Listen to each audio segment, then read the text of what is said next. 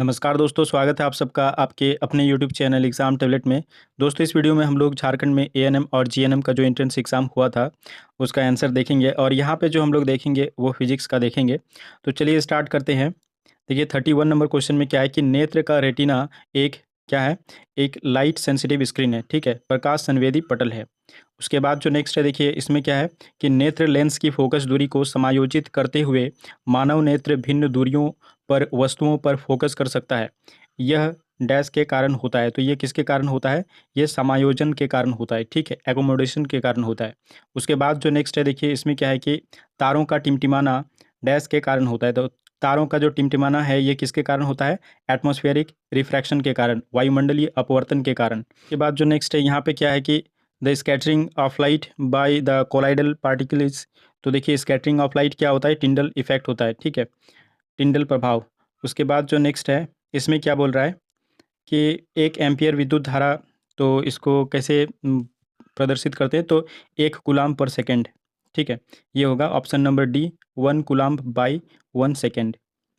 उसके बाद देखिए इसमें क्या पूछ रहा है कि लघु परिपथन के समय परिपथ में विद्युत, तो देखिए at the time of short circuit जब होता है तो क्या होता है कि इंक्रीज हैविली, देखिए करंट क्या होता है? बहुत ज़्यादा बढ़ जाता है, भारी रूप से बढ़ती है। उसके बाद देखिए यहाँ पे क्या है कि 37 नंबर में लघु परिपथ के कारण परिपथ को सुरक्षित करने के लिए प्रयुक्त सुरक्षित युक्ति, तो इसमें क्या यूज़ करते हैं? फ्यूज़ का यूज़ करते हैं, ऑप्शन नंबर बी होगा। और उसके बाद जो नेक्स्ट है देखिए इसमें क्या पूछ रहा है कि विद्युत धारा की दिशा डैश ली जाती है, तो देखिए इलेक्ट्रॉन के बहाव की दिशा के विपरीत होती है, ठीक है? विद्युत धारा की जो दिशा होती है वो इलेक्ट्रॉन के बहाव की दिशा के विपरीत होती है। उसके बाद जो नेक्स्ट है इसमें क्या पूछ रहा है कि एक गोलाकार दर्पण की वक्रता त्रिज्या कितना है? 20 सेंटीमीटर है, तो इसकी फोकस लंबाई कितनी होगी? तो R is equal to 2F, इसके बारे में आप पढ़े हैं। और F इज इक्वल टू कितना हो जाएगा? R/2 लिखिएगा।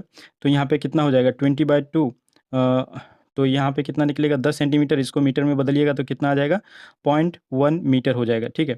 उसके बाद जो नेक्स्ट है उसमें क्या है, तो इसका देखिए इसका जो आंसर होगा ये कितना होगा? इसका आंसर होगा ऑप्शन नंबर बी, 0.1 मीटर, ठीक है?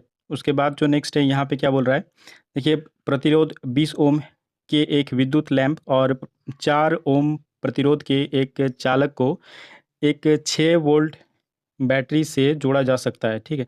तो बोल रहा है कि परिपथ का कुल प्रतिरोध कितना है?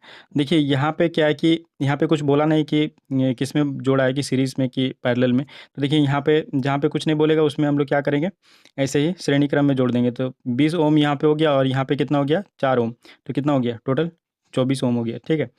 तो ये होगा इसका आंसर। उसके बाद जो नेक्स्ट है इसमें क्या है कि विद्युत ऊर्जा की वाणिज्यिक इकाई क्या है? तो ये क्या होता है? किलोवाट घंटा होता है, ठीक है? Kilowatt hour.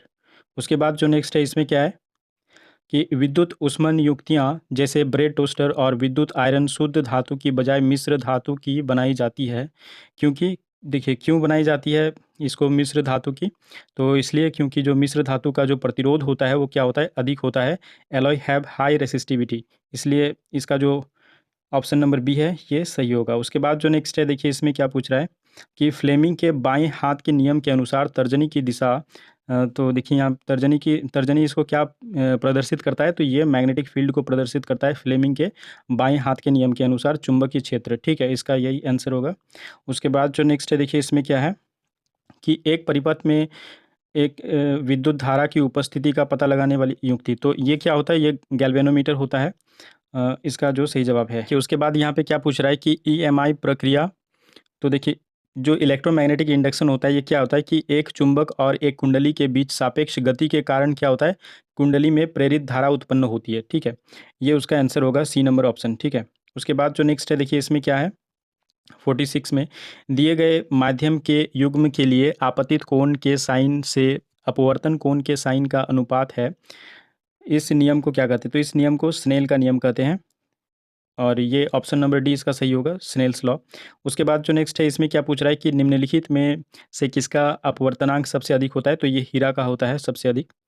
उसके बाद जो नेक्स्ट है इसमें क्या पूछ रहा है कि एक गोलाकार लेंस के वृत्ताकार प्रारूप का प्रभावी व्यास जो होता है व्यास डैश कहलाता है। देखिए इसमें क्या बोल रहा है कि the effective diameter of the circular outline of a spherical lens is called, तो इसका जो आंसर होगा ये क्या होगा? ये होगा एपार्चर यानी छिद्र, ठीक है। उसके बाद जो नेक्स्ट है इसमें क्या पूछ रहा है कि समतल दर्पण की फ़ोकस लंबाई कितनी होती है? तो देखिए समतल दर्पण की जो फ़ोकस की लंबाई होती है ये इन्फिनाइट होता है, अनंत होता है। उसके बाद जो नेक्स्ट है इसमें क्या पूछ रहा है कि एक लेंस के शक्ति की एसआई मात्रक क्या होता है? तो देखिए लेंस की शक्ति का जो एसआई मात्रक होता है ये क्या होता है? डायोप्टर होता है। और उसके बाद जो नेक्स्ट है इसमें क्या पूछ रहा है 51 में एक समतल दर्पण द्वारा बनाया गया प्रतिबिंब हमेशा क्या होता है? तो समतल दर्पण द्वारा जो बनाया गया प्रतिबिंब होता है ये क्या होता है? वर्चुअल होता है एंड इरेक्ट होता है, ठीक है, आभासी और सीधा होता है। उसके बाद जो नेक्स्ट है इसमें क्या पूछ रहा है कि 52 में वह काल्पनिक रेखा जो एक गोलाकार दर्पण के वक्रता केंद्र और लंब से गुजरती है। तो जो इसका देखिए इसमें क्या पूछ रहा है कि the imaginary line passing through the centre of curvature and normal of A spherical mirror, ठीक है। तो इसका जो जो सही जवाब है ये है प्रिंसिपल एक्सिस, ठीक है, मुख्य धुरी। देखिए उसके बाद यहाँ पे क्या पूछ रहा है 53 नंबर में, तो यहाँ पे पूछ रहा है कि मुख्य धुरी के समांतर एक किरण परिवर्तन के बाद से गुजर, देखिए a ray parallel to the principal axis after reflection will pass through. तो ये रिफ्लेक्शन होकर कहाँ से गुजरता है? तो ये फोकस से गुजरता है। तो इसका जो ऑप्शन ए सही होगा, मुख्य फोकस, प्रिंसिपल फोकस, ठीक है। उसके बाद जो नेक्स्ट है यहाँ पे उसमें क्या पूछ रहा है कि जब एक वस्तु को अनंत पर रखा जाता है एक उत्तल दर्पण द्वारा बनाया गया प्रतिबिंब का आकार क्या होता है? तो ये क्या होता है? ये बिंदु का आकार का होता है, पॉइंट साइज का होता है, ठीक है। तो उसके बाद यहाँ पे क्या पूछा जा रहा है 55 में, तो यहाँ पे पूछा जा रहा है कि दर्पण का प्रकार जो दंत चिकित्सक रोगी के दांत की बड़ी छवि देखने के लिए प्रयोग करते हैं। तो ये हो गया अवतल दर्पण, कॉनकेव मिरर जो होता है उसका यूज़ किया जाता है। उसके बाद जो नेक्स्ट है देखिए 56 में क्या पूछ रहा है कि विभवांतर का जो एसआई मात्रक होता है ये क्या होता है?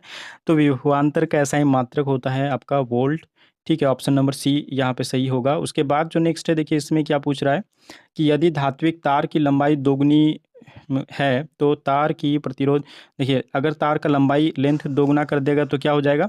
इसका जो प्रतिरोध होगा वो भी क्या हो जाएगा? दोगुना हो जाएगा, डबल हो जाएगा, ठीक है।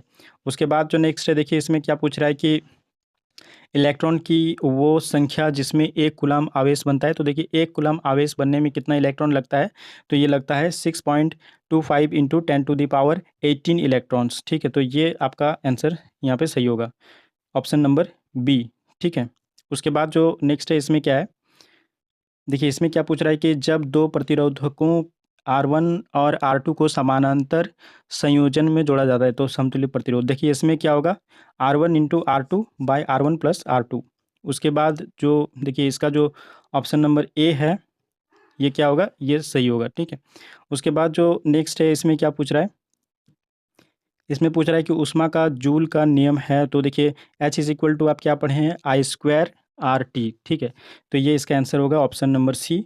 और दोस्तों वीडियो को अंत तक देखने के लिए बहुत बहुत धन्यवाद, और वीडियो को लाइक करें, शेयर करें, और अगर आप हमारे इस चैनल में नए व्यूअर हैं तो हमारे इस चैनल को ज़रूर सब्सक्राइब कर लें और बेल आइकन को भी प्रेस कर लें ताकि जब भी मैं वीडियो अपलोड करूं तो सबसे पहले इसका नोटिफिकेशन आपको मिल पाए।